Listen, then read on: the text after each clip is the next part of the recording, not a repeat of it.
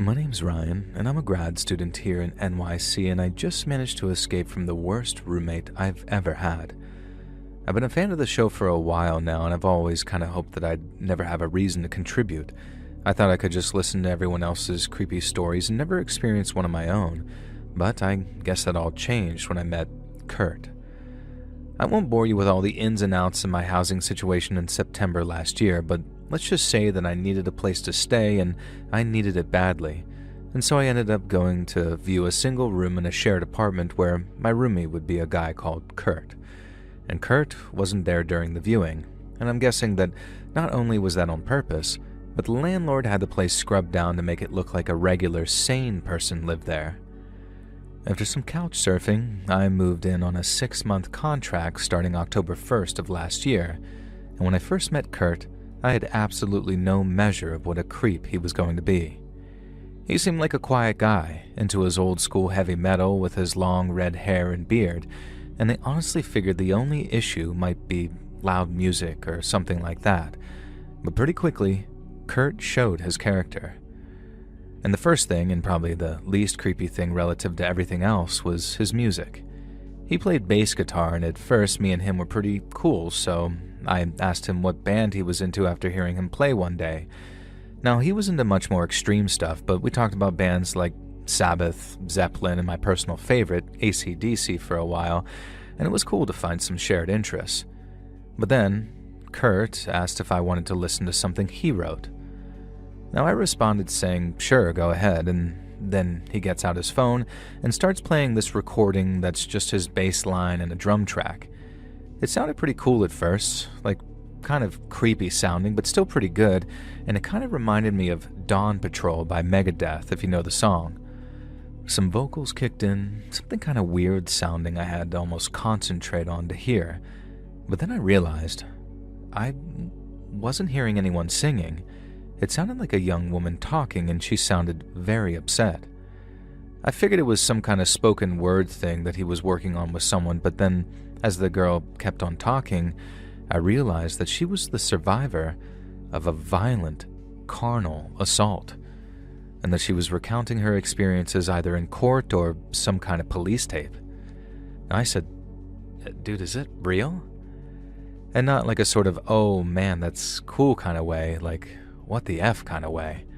But Kurt just smiled and nodded and then started telling me about the exact crime it was from and things like that. I didn't say it to his face, but I thought using that audio was in very, very poor taste.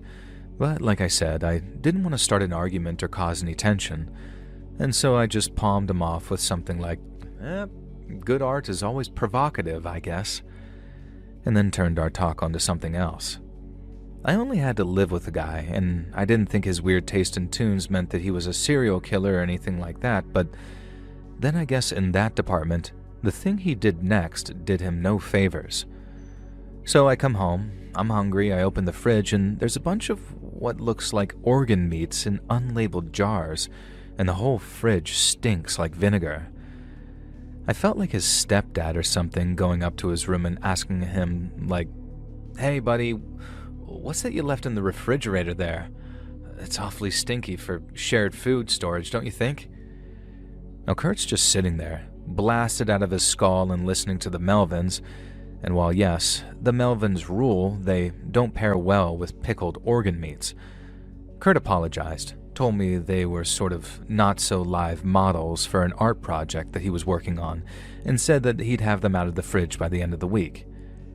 Again, this wasn't so bad because while it wasn't nice looking at a shriveled-up pig's heart every time I grabbed some creamer, it wasn't affecting my quality of life or anything like that.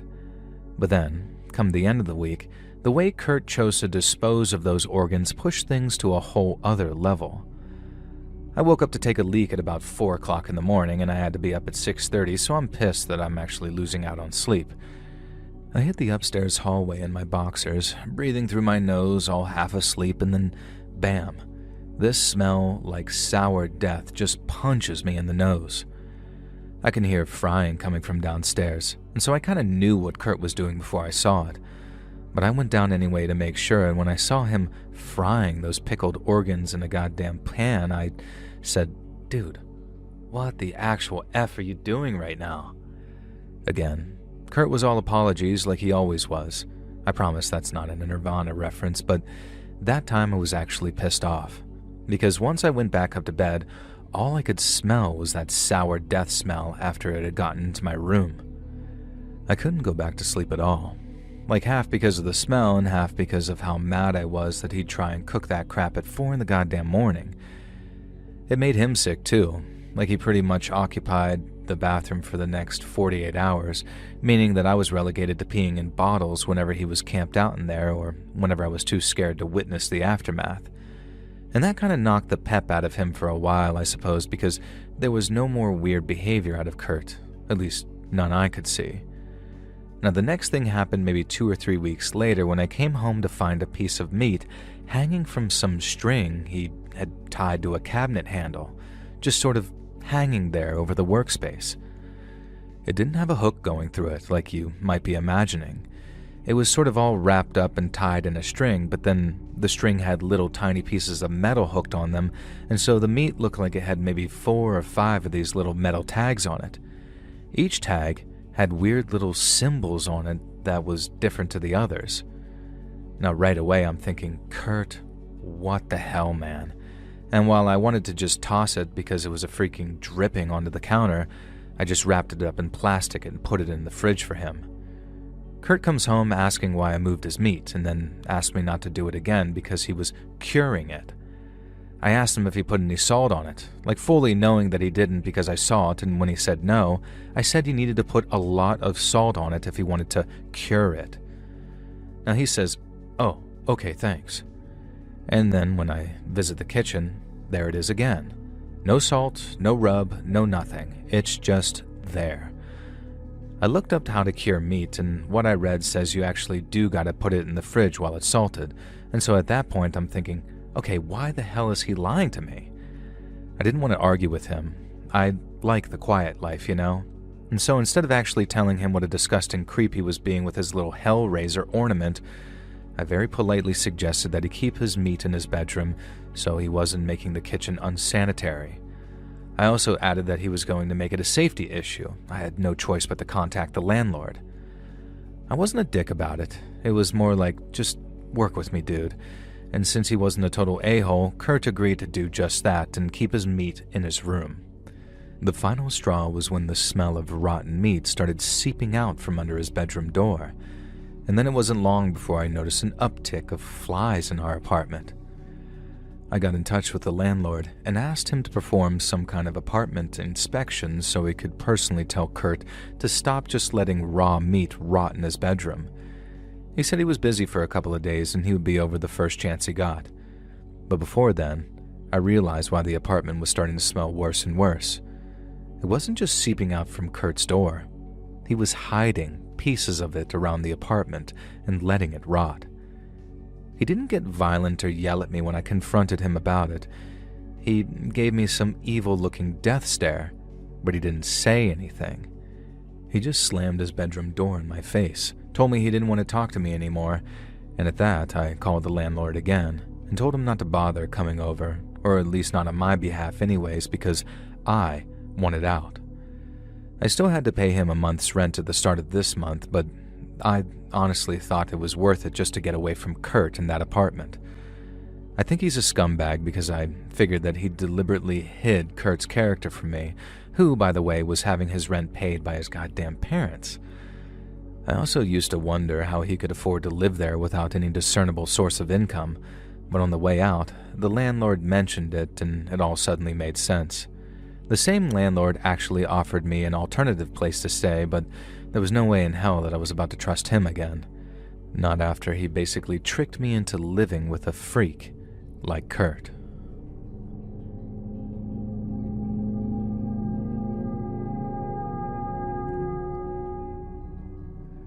So let me tell you a story about how the best living situation I ever had turned into the worst living situation I ever had, and why there's never been a truer statement than never judge a book by its cover.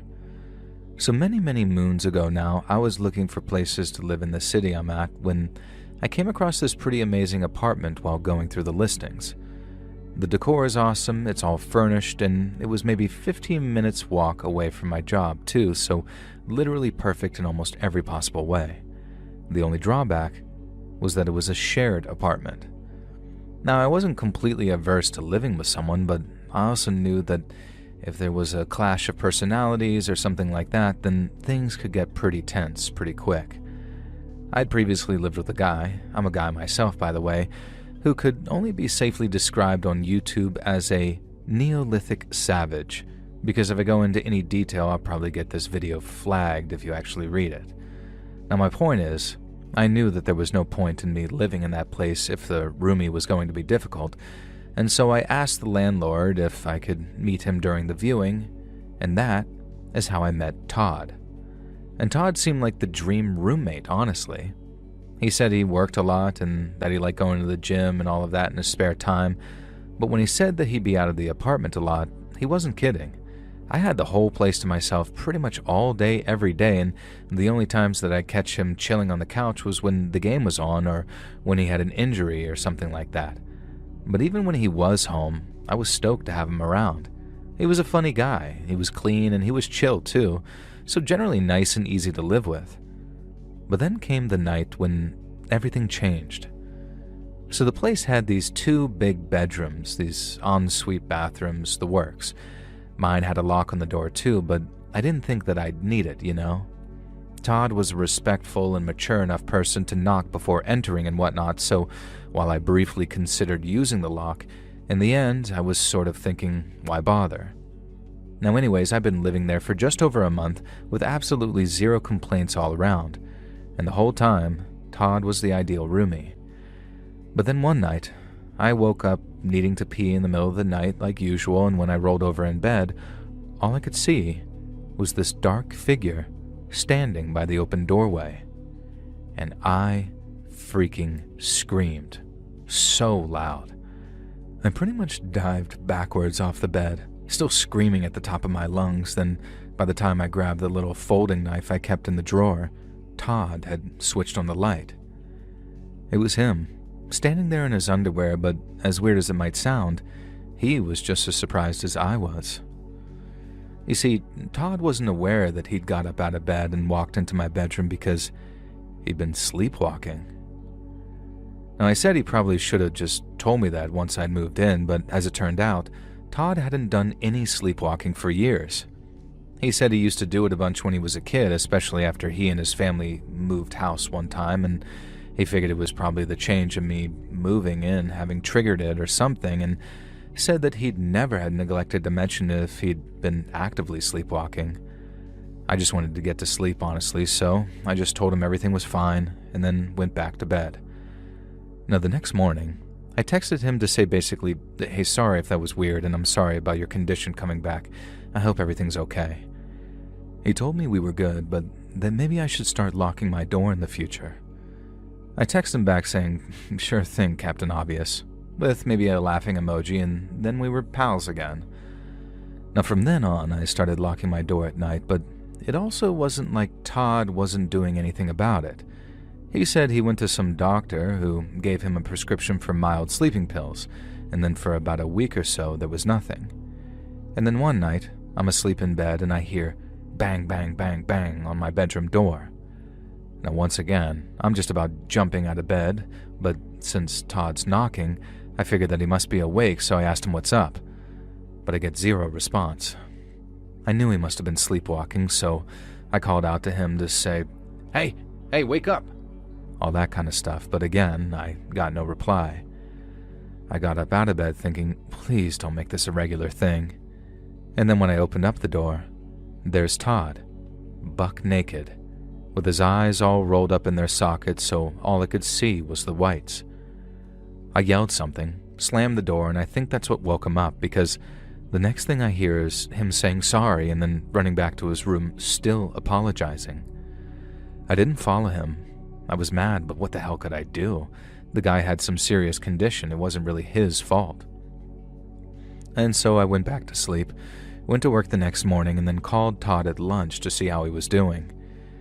He kept apologizing for waking me up, but I made it clear that as long as he was seeking help, then it was fine. because sooner or later the issue would be resolved, and that's aside from the fact that he couldn't really help it. He was super grateful, which was fine, because what choice did I have other than to work with him? And then again, that same sort of pattern played itself out. He went to the doctor, got more powerful sleeping pills, and even started hammering cardio at the gym after work to really tire himself out, you know? And there were another couple of weeks without incidents, and then once again, I woke up to Todd banging on my door in the middle of the night. I was just getting so tired of it by then. Almost every time we thought he'd handled it, it came back all over again. I started to suspect that he might not be sleepwalking, and that this was sort of like a weird way of trying to force me out. But I guess that was my paranoia and exhaustion talking because, well, I guess you'll soon see. And so he bangs on my door, wakes me up, and I start telling him to wake up and go back to bed. I put my head back down on the pillow, and he didn't knock again, but I also didn't hear him wake up or walk back to his room, so I got up, walked to the door, and started listening out for him. I figured that he might have maybe quickly walked off to another part of the house, but I also didn't want to just open my door up just in case he was standing there naked again. And so as I said, I listened, and what I heard sent a chill run through me. Todd was standing on the other side of the door, all right, and I knew that, because he was whispering something. I knew it was just his unconscious brain working, and that what he was saying probably didn't mean a thing, but just hearing him whispering on the other side of the door gave me the creeps, big time. I ended up waking him up by banging on the door back at him, and it sucked to hear him get scared and frightened, but at least it let me know that he was for real. I started questioning why him knocking on my door didn't wake him up, but me knocking back at him did. But I guess it was sort of like the outside stimulus throwing him off his sleep rhythm or something, because, like I said, I don't suspect him of faking this anymore. Now anyway, the final time it happened, before I started to consider just leaving at the end of that month, I recorded it to show Todd that next morning, and I guess just so he could see things from my perspective.